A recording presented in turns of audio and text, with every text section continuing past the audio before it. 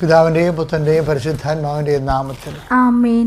എൻ്റെ പ്രിയപ്പെട്ട ഇന്ന് ഏപ്രിൽ 23 ബുധനാഴ്ച ഏറ്റു പ്രാർത്ഥിക്കുക. അമ്മേ പരിശുദ്ധ അമ്മേ, അമ്മേ പരിശുദ്ധമ്മേ, ദേവമാതാവേ, ദൈവമാതാവേ, കൃപാസനത്തിലൂടെ ഞങ്ങൾക്കും ഞങ്ങളുടെ ദേശത്തിനും അമ്മ മധ്യസ്ഥതയുടെ തന്ന എല്ലാ അനുഗ്രഹങ്ങൾക്കും കൃപകൾക്കും ഞങ്ങളിപ്പോൾ ഹൃദയം നിറഞ്ഞ നന്ദി പറയുന്നു. അമ്മേ പരിശുദ്ധ അമ്മേ, അമ്മേ പരിശുദ്ധമ്മേ, ദൈവമാതാവേ, 2004 ഡിസംബർ 7 തീയതി ഉച്ചകഴിഞ്ഞ് 2:30 കൃപാസനത്തിൽ സംഭവിച്ച അമ്മയുടെ പ്രത്യക്ഷപ്പെടലിനെക്കുറിച്ച് തിരുസഭയ്ക്ക് സമർപ്പിച്ചിരിക്കുന്ന പഠനരേഖകളുടെ സഭാത്മകമായ പഠനം ആരംഭിക്കുവാൻ ഞങ്ങൾ പ്രാർത്ഥിക്കുന്നു. അമ്മേ പരിശുദ്ധമ്മേ, ഭൂസ്വർലോകങ്ങളുടെ രാജ്ഞിയായ അങ്ങേയ്ക്ക് പ്രപഞ്ചപ്രകൃതിയെ തിരുസഭ പ്രതിഷ്ഠിക്കുവാൻ ഈ പ്രത്യക്ഷീകരണം വഴി ഇടയാക്കണമേ. പരിശുദ്ധ അമ്മേ, ജപമാല മാതാവേ, സകല പ്രാർത്ഥനകളോടും ചേർത്ത് ഞങ്ങളിപ്പോൾ പ്രാർത്ഥിക്കുന്ന ഈ കുടുംബത്തിന്റെ പ്രത്യേക നിയോഗം ഏറ്റുപറ മക്കളെ.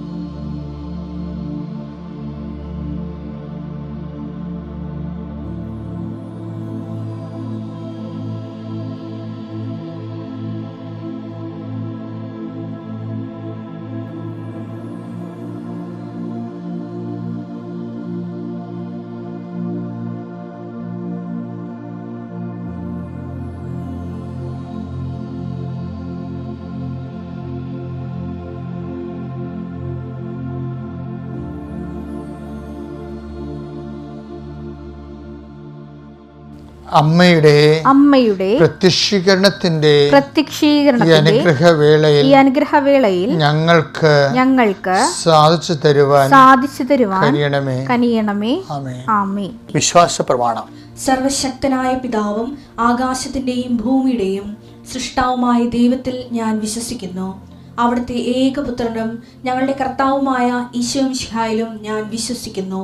ഈ പുത്രൻ പരിശുദ്ധാത്മാവിനാൽ ഗർഭസ്ഥനായി കന്യകാമറിയത്തിൽ നിന്ന് പിറന്ന് പൊന്തിയോസ് പീലാത്തോസിന്റെ കാലത്ത് പീഡകൾ സഹിച്ച് കുരിശിൽ തറയ്ക്കപ്പെട്ട് മരിച്ച് അടക്കപ്പെട്ട് പാതാളങ്ങളിൽ ഇറങ്ങി മരിച്ചവരുടെ ഇടയിൽ നിന്ന് 3-ാം നാൾ ഉയർത്ത് സ്വർഗത്തിലേക്ക് എഴുന്നള്ളി സർവശക്തിയുള്ള പിതാവായ ദൈവത്തിന്റെ വലതുഭാഗത്തിരിക്കുന്നു.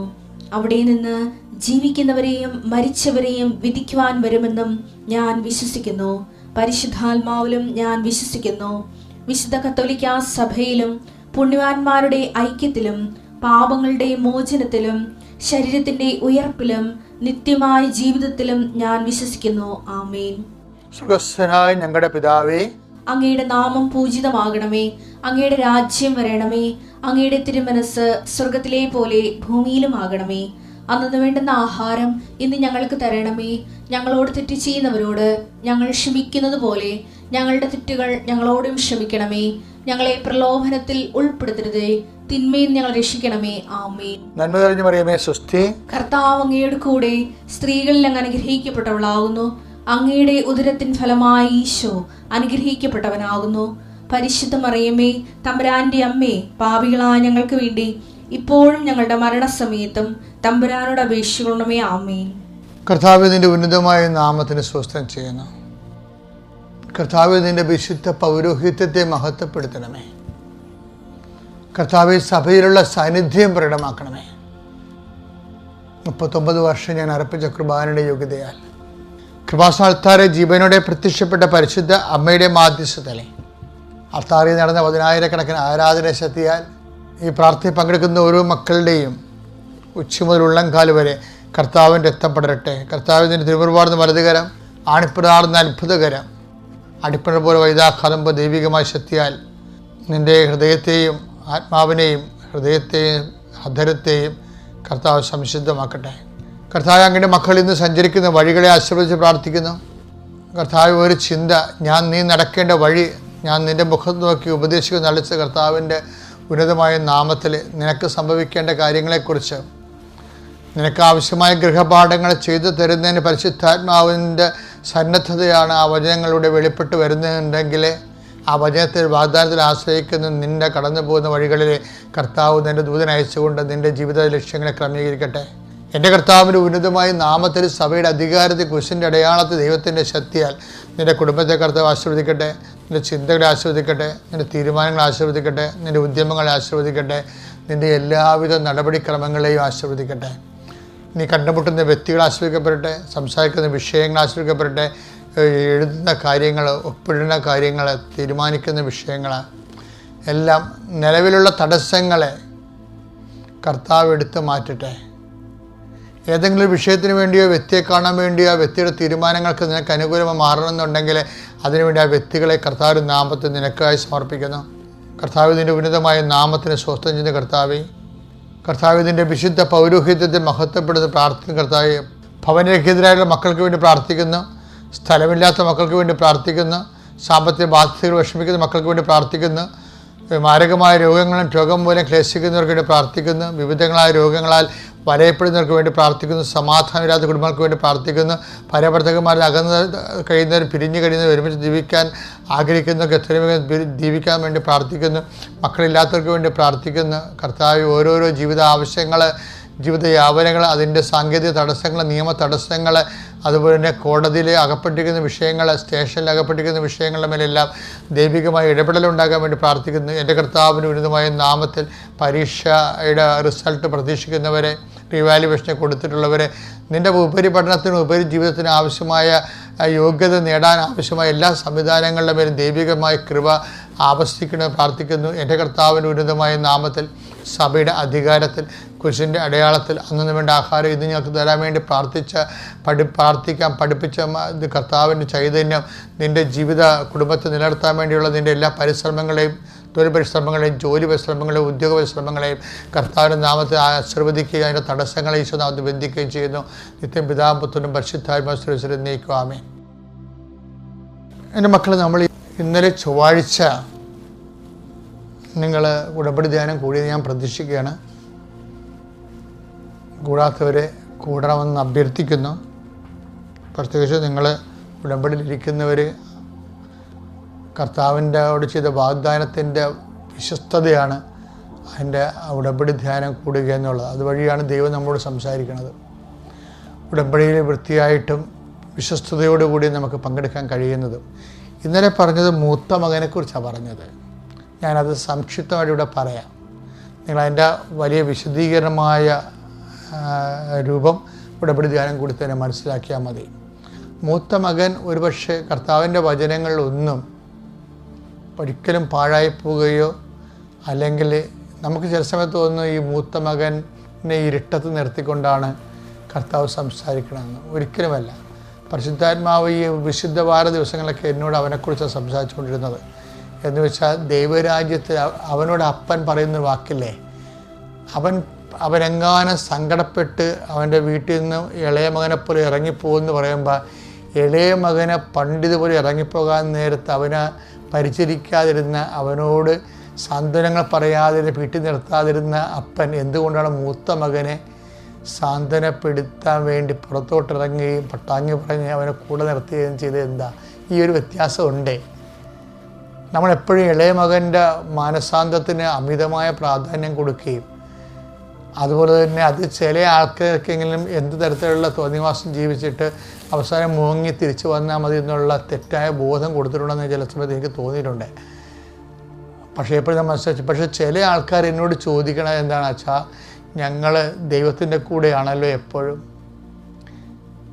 ദൈവത്തിൻ്റെ വചനങ്ങളൊന്നും ഞങ്ങൾ പാലിക്കാതിരുന്നിട്ടില്ല, ഞങ്ങളുടെ കുഞ്ഞുങ്ങളെ ഞങ്ങൾ വിശ്വാസത്തിലാണ് വളർത്തുന്നത്, പക്ഷേ അവിശ്വാസികളെക്കാൾ മോശമായ ജീവിത അനുഭവങ്ങളാണ് അച്ഛൻ ഞങ്ങൾക്കുള്ളത് എന്ന് പറയുമ്പോൾ ഞാനും മനസ്സിൽ അന്തം വിട്ടു പോകും.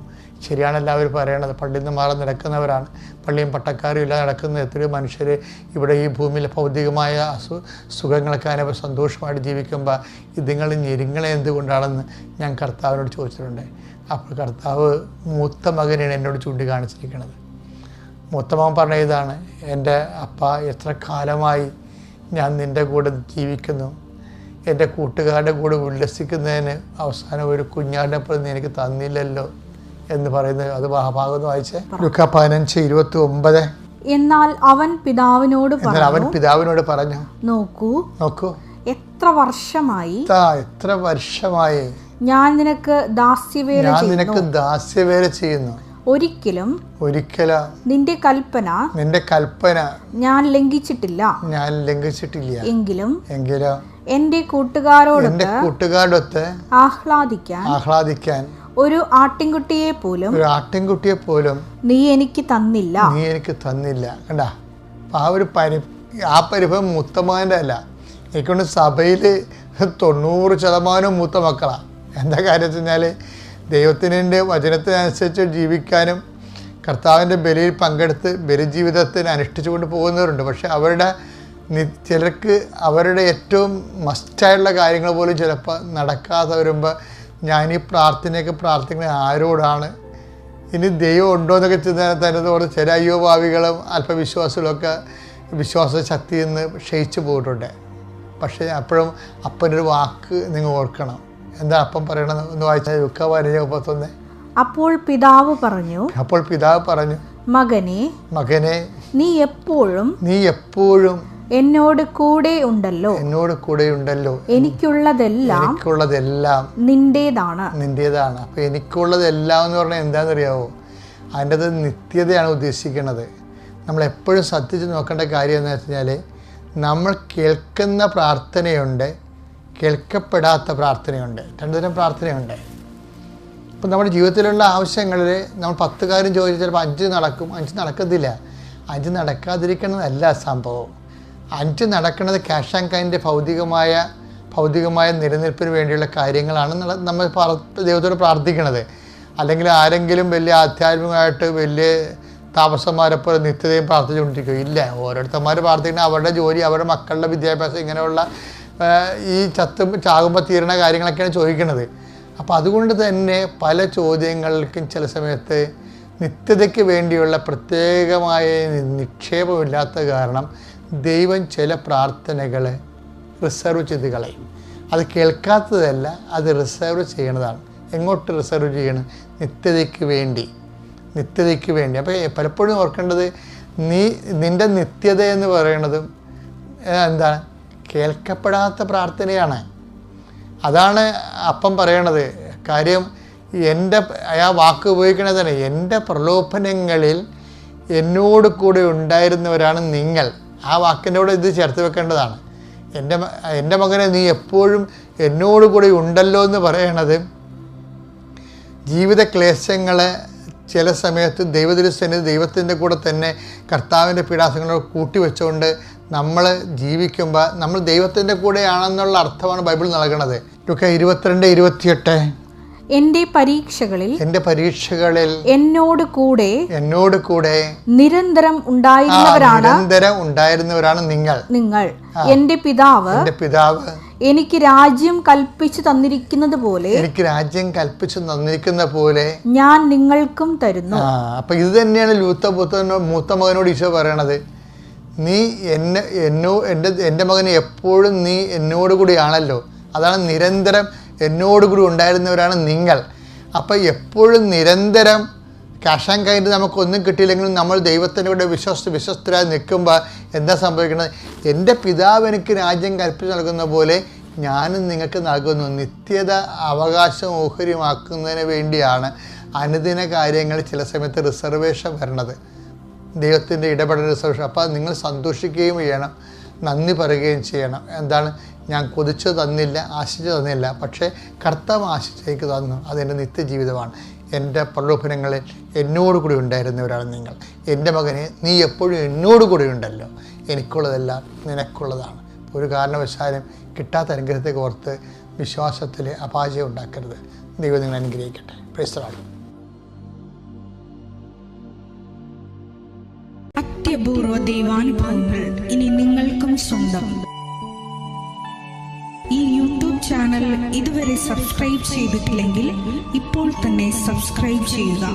ഈ വീഡിയോ ഇപ്പോൾ തന്നെ നിങ്ങളുടെ സുഹൃത്തുക്കൾക്ക് ഷെയർ ചെയ്തുകൊണ്ട് കർത്താവിൻ്റെ പ്രേക്ഷിതരാകുക.